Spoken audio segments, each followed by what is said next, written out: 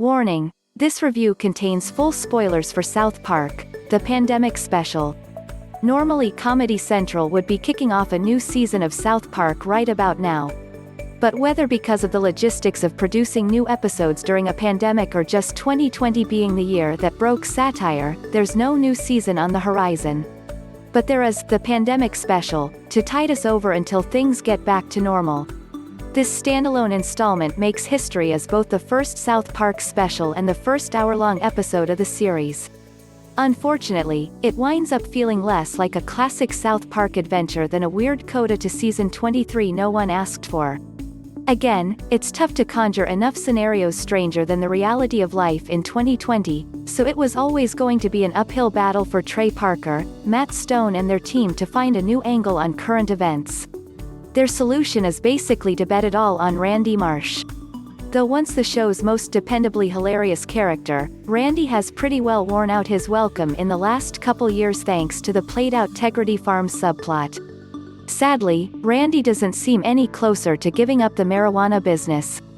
The people of South Park need their pandemic special, and he's the only one that can deliver. On paper, the idea of Randy being the secret culprit behind COVID-19 sounds like a great premise. And there are certainly some memorable moments along the way. It's fun seeing this episode tie back to Season 23's China storyline and revealing Randy's debauched antics with Mickey Mouse. You have to love the constant digs at people who refuse to wear their masks' chin diapers properly. And Randy's attempt at engineering a vaccine is certainly classic Randy Marsh. But those moments notwithstanding, this whole storyline is a meandering mess. There's too much self-aware dialogue, too many random plot twists, like the secondary mustache pandemic, and not much in the way of payoff in the end. The pandemic special actually succeeds more when it pivots to the periphery of the coronavirus storyline to tackle other timely issues like police reform and the psychological toll social distancing is taking on children.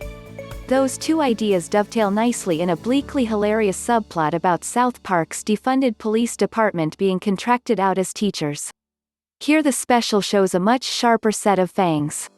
South Park has rarely been more timely or relevant in the last few years than when it tackles gun violence, and this episode is no exception.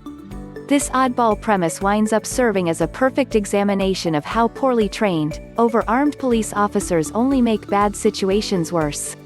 It's that perfect double-edged sword of hilarious satire that hits all too close to home. It should also be said that the pandemic special makes excellent use of President Garrison. Garrison has pretty much receded into the background of the series lately, which is just as well.